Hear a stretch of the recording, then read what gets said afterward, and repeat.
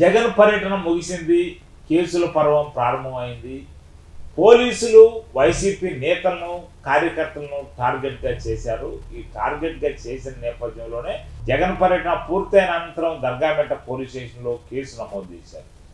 బ్యారికేడ్లు నెట్టివేశారని, దీనిలో ఒక హెడ్ కానిస్టేబుల్కు గాయాలయ్యాయని, ఈ నేపథ్యంలో హెడ్ కానిస్టేబుల్కు గాయాలైన తరుణంలో దీనిపై నల్లపురెడ్డి ప్రసన్న కుమార్ రెడ్డి, బొబ్బల శ్రీనివాస్ యాదవ్, పాతపాడి ప్రభాకర్, కోవూరుకు చెందిన నేత కాగా మరో ఇద్దరు నెల్లూరు రూరల్కి సంబంధించిన నేతలు, వైసీపీ నేత నల్లపురెడ్డి ప్రసన్న కుమార్ రెడ్డి, మరొకరు నెల్లూరు నగర అధ్యక్షుడు బొబ్బల శ్రీనివాస్ యాదవ్, మరొకరు పాతపాడి ప్రభాకర్, ఈ ముగ్గురుపై ఒక కేసు నమోదైంది. మరో కేసు పోలీసు నిబంధనలు ఉల్లంఘించారని నల్లపురెడ్డి ప్రసన్న కుమార్ రెడ్డిపై మరికొందరిపై కేసు నమోదైంది.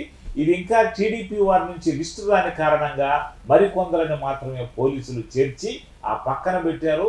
ఈ కేసులో కూడా ఎవరెవరు టీడీపీ టార్గెట్లో ఉన్నారో వారందరిపై కేసులు నమోదు చేసేందుకు పోలీసులు సిద్ధమై ఉన్నారు.